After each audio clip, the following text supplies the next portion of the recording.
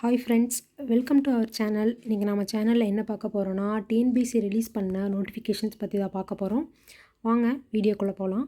Tamil Nadu public service commission, அதாவது TNPSC வந்து combined technical service examinations அப்படின்னு சொல்லி ஒரு நோட்டிஃபிகேஷன் வந்து ரிலீஸ் பண்ணியிருக்காங்க. அது வந்து என்னென்னா நான் இன்டர்வியூ போஸ்ட். அதாவது நான் இன்டர்வியூ போஸ்ட்னால் நம்மளுக்கு வந்து இன்டர்வியூ ப்ராசஸே வந்து கிடையாது.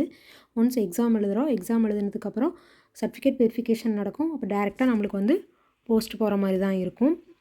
இந்த நோட்டிஃபிகேஷன்ஸ் வந்த டேட் பார்த்திங்கன்னா 26/7/2024 வந்து நோட்டிஃபிகேஷன் விட்டுருக்காங்க. நம்ம அப்ளை பண்ணுறதுக்கான லாஸ்ட் டேட் பார்த்திங்கன்னா 24/8/2024, அதாவது பிஃபோர் 12 PM நம்ம வந்து அப்ளை பண்ணிடணும். அப்ளிகேஷன் கரெக்ஷன் வந்து எப்போனா 23/8/2024 to 30/8/2024. நெக்ஸ்ட் வந்து date and examination, time of examination வந்து பார்க்க போகிறோம். அதில் வந்து பேப்பர் 1 சப்ஜெக்ட் பார்த்திங்கன்னா Tamil eligibility test, general studies, aptitude and mental ability test. இது நடக்கிற டேட் வந்து 26/10/2024. டைம் வந்து 9:30 AM to 12:30 PM. அதே மாதிரி பேப்பர் 2 வந்து சப்ஜெக்ட் பேப்பர்ஸ், அதுக்கான சப்ஜெக்ட் கோடும் கொடுத்துருக்காங்க. டேட் வந்து பார்த்திங்கன்னா 14/10/2024 to 23/10/2024ன்னு சொல்லி கொடுத்துருக்காங்க. நெக்ஸ்ட் வந்து ஹவு டு அப்ளை. நம்ம இதை வந்து எப்படி அப்ளை பண்ணலாம் அப்படின்னா, இது வந்து ஓடிஆர் பிளாட்ஃபார்ம், அதாவது ஒன் டைம் ரிஜிஸ்ட்ரேஷன் பிளாட்ஃபார்ம் மூலியமாகவும் ஆன்லைன் அப்ளிகேஷன் மூலியமாகவும் தான் நம்ம வந்து இதை வந்து அப்ளை பண்ண முடியும். நான் மேலே சொன்ன மாதிரி தான் அப்ளிகேஷன் கரெக்ஷன் வந்து எப்போ நடக்கும்னா 28/8/2024 to 30/8/2024 நடக்கும்னு சொல்லியிருக்காங்க. நெக்ஸ்ட் வந்து பேனட் ஐட்டம்ஸ். என்னென்ன ஐட்டம்ஸ் எல்லாம் நம்ம வந்து எக்ஸாம் ஹால்குள்ளே வந்து கொண்டு போகிறதுக்கு அலோவ் பண்ண மாட்டாங்க அப்படின்னா, மொபைல் ஃபோன்ஸ் அலோவ் பண்ண மாட்டாங்க, electronic equipments, smart watches, ring, camera, bluetooth device, communication chips, அந்த மாதிரி எந்த ஒரு ஐட்டமே உள்ளே வந்து அலோவ் பண்ண மாட்டாங்கன்னு சொல்லியிருக்காங்க. நெக்ஸ்ட்டு வந்து ரொம்ப ரொம்ப முக்கியமானது பாருங்கள், போஸ்ட் அண்டு வேக்கன்சிஸ். என்னென்ன போஸ்ட்டு, அதுக்கு எவ்வளோ வேக்கன்சிஸ் வந்து ஒதுக்கியிருக்கிறாங்க அப்படின்னு தான் நம்ம வந்து பார்க்க போகிறோம். ஃபஸ்ட்டு வந்து அசிஸ்டண்ட் இன்ஜினியர் சிவில். அது வந்து Tamil Nadu police housing corporation limited வந்து 5 வேக்கன்சிஸ் வந்து ஒதுக்கியிருக்கிறாங்க. அடுத்தது வந்து assistant engineer civil Chennai metropolitan development அத்தாரிட்டியில் வந்து ஒரே ஒரு வேக்கன்சிஸ் தான். அதேங்க பாருங்கள், அக்ரிகல்ச்சர் ஆஃபீஸர், அதுக்கு வந்து 32 வேக்கன்சிஸ் வந்து ஒதுக்கியிருக்காங்க. நான் அதிகமாக இருக்கிற வேக்கன்சிஸ் எல்லாம் உங்களுக்கு வந்து ஹைலைட் பண்ணி காட்டுறேன். அசிஸ்டண்ட் இன்ஜினியர் சிவில் வாட்டர் ரிசோர்ஸஸ்க்கு வந்து எவ்வளோனா 115 வேக்கன்சிஸ் வந்து விட்டுருக்காங்க. நெக்ஸ்ட் வந்து அசிஸ்டண்ட் இன்ஜினியர் சிவில் பப்ளிக் ஒர்க்ஸ்க்கு வந்து 45 வேக்கன்சிஸ் வந்து கொடுத்துருக்காங்க.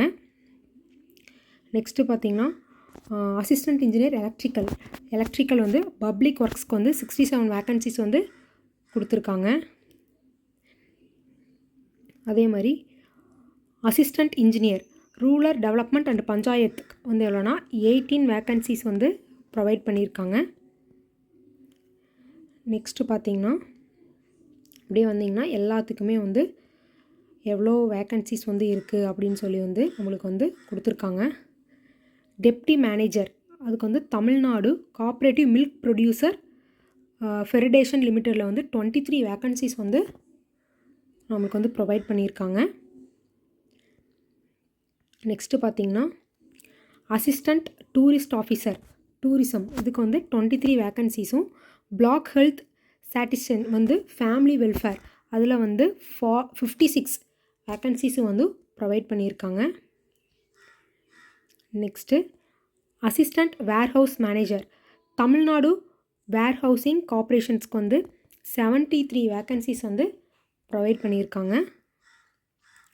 மொத்தம் டோட்டல் பார்த்திங்கன்னா 654 வேக்கன்சிஸ் வந்து கொடுத்துருக்காங்க. 654ங்கிறது வந்து ஒரு நல்ல வேக்கன்சி ஸ்கோர்ஸ் தான், எல்லோரும் யூஸ் பண்ணிக்கோங்க. நெக்ஸ்ட் வந்து எலிஜிபிலிட்டி கண்டிஷன்ஸ், எந்தெந்த ஏஜ் லிமிட்டில் வந்து நம்ம வந்து அப்ளை பண்ணிக்கலாம் அப்படிங்கிற டீட்டெயில்ஸும் கொடுத்துருக்காங்க. வாங்க பார்க்கலாம். அதாவது ஒரு கேண்டிடேட் வந்து அப்ளை பண்ணணுன்னா அவங்க வந்து 21 இயர்ஸை வந்து கம்ப்ளீட் பண்ணியிருக்கணும் அப்படின்னு சொல்லியிருக்காங்க. அதாவது என்னென்னா, நீங்கள் ஒரு டிகிரி வந்து கம்ப்ளீட் பண்ணியிருக்கணும் அப்படிங்கிறத வந்து தான் அவங்க வந்து மென்ஷன் பண்ணியிருக்காங்க. அதே பாருங்கள், எந்தெந்த போஸ்ட்டுக்கு எந்தெந்த ஏஜ் லிமிட்குள்ளே இருந்தால் நம்ம வந்து அப்ளை பண்ணலாம் அப்படின்னு வந்து சொல்லியிருக்காங்க. Assistant director, assistant geologist, assistant tourism officer, இவங்களுக்கெல்லாம் வந்து ஏஜ் லிமிட் பார்த்திங்கன்னா 32. அதே பர்சன் வித் பெஞ்ச்மார்க் டிசபிலிட்டி அப்படிங்கிறது வந்து ஏஜ் கன்சர்ன் வந்து நாட் அப்ளிகபிள்னு சொல்லியிருக்காங்க. எக்ஸ் சர்வீசஸ் மேனுக்கு வந்து 15 சொல்லியிருக்காங்க. அதே வந்து ரெஸ்டிடியூட் விடோக்கு வந்து நோ மேக்ஸிமம் ஏஜ் லிமிட் அப்படின்னு சொல்லியிருக்காங்க.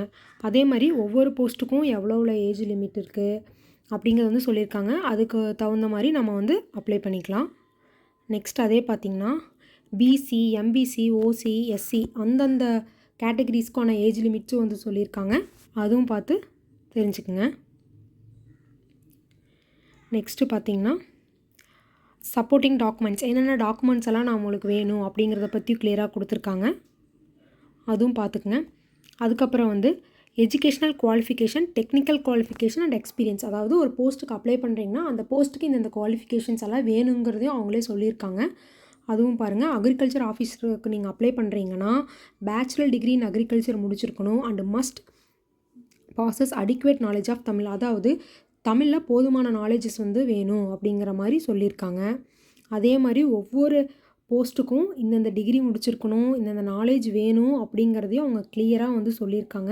நீங்கள் என்ன போஸ்ட்டுக்கு அப்ளை பண்ணுறீங்களோ அதுக்கு வந்து இந்தந்த டிகிரி எல்லாம் கம்ப்ளீட் பண்ணியிருக்கீங்களா அப்படிங்கிறத வந்து நீங்கள் பார்த்துட்டு அப்ளை பண்ணிக்கலாம்.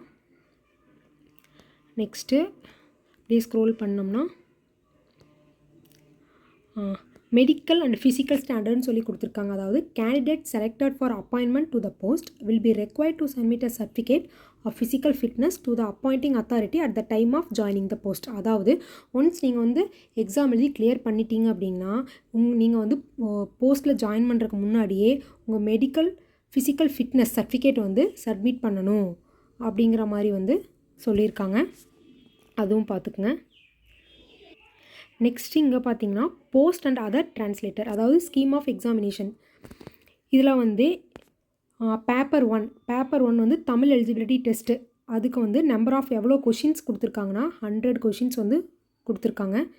மேக்ஸிமம் மார்க்ஸ் வந்து எவ்வளோனா 150 மார்க்ஸ் வந்து மேக்ஸிமம் மார்க்ஸ். அதாவது நீங்கள் வந்து எலிஜிபிள் ஆகணும், குவாலிஃபை ஆகணும்னா எவ்வளோ மார்க் வேணும்னா 60 வேணுங்கிறாங்க. அதாவது அதுலேயும் வந்து SC, ST, MBC, BC, OBC இதெல்லாம் வந்து 60 மார்க், அதர்ஸ்க்கும் 60 மார்க்ஸ் வேணும் அப்படின்னு சொல்லியிருக்காங்க. டைப் ஆஃப் எக்ஸாமினேஷன் வந்து ஆப்ஜெக்டிவ் எக்ஸாம் தான் அப்படின்னு சொல்லியிருக்காங்க. அதாவது மோட் ஆஃப் எக்ஸாமினேஷன் அப்படிங்கிறது ஓஎம்ஆர் ஷீட், ஓஎம்ஆரில் தான் நீங்கள் வந்து அட்டன் பண்ண போகிறீங்க. அதே வந்து பார்ட் பி பாருங்கள், ஜென்ரல் ஸ்டடீஸ்க்கு வந்து டிகிரி முடிச்சிருக்கணும். நம்பர் ஆஃப் கொஷின்ஸ் வந்து 75 கொஷின்ஸு. டியூரேஷன் வந்து இது ரெண்டுக்குமே 3 ஹார்ஸு. மேக்ஸிமம் மார்க்ஸ் இதுலேயும் வந்து 150 மார்க்ஸு. மேக்ஸிமம் மார்க்ஸ் வந்து எஸ்சி, எஸ்டி இந்த மாதிரி எம்பிசி, பிசி அவங்களுக்கு வந்து 135. குவாலிஃபை ஆகிறதுக்கு 135 அப்படின்னு சொல்லியிருக்காங்க.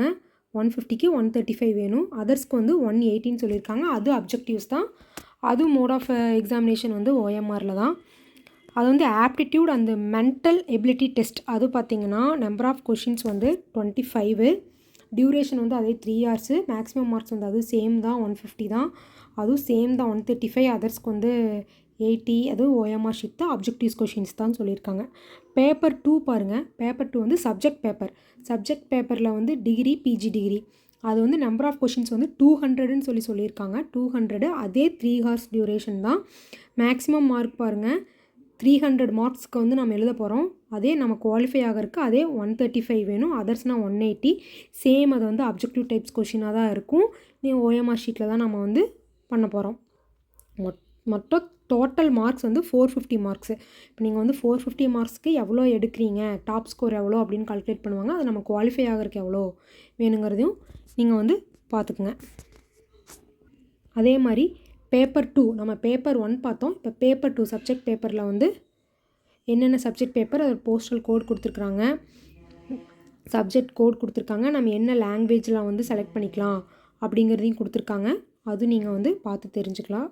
அப்படியே நீங்கள் வந்து கீழே ஸ்க்ரோல் பண்ணிகிட்டே வந்தீங்கன்னா அந்தந்த பேப்பருக்கு வந்து ஆன ஸ்கோர்ஸு, சிலபஸ்ஸு எல்லாமே வந்து கீழே வந்து கொடுத்துருக்காங்க. நீங்கள் ஃபுல்லாக வந்து ரீட் பண்ணிவிட்டு நீங்கள் வந்து அப்ளை பண்ணிக்கலாம். எல்லோரும் இந்த ஆப்பர்ச்சுனிட்டி பயன்படுத்தி அப்ளை பண்ணிக்கங்க. தேங்க்யூ.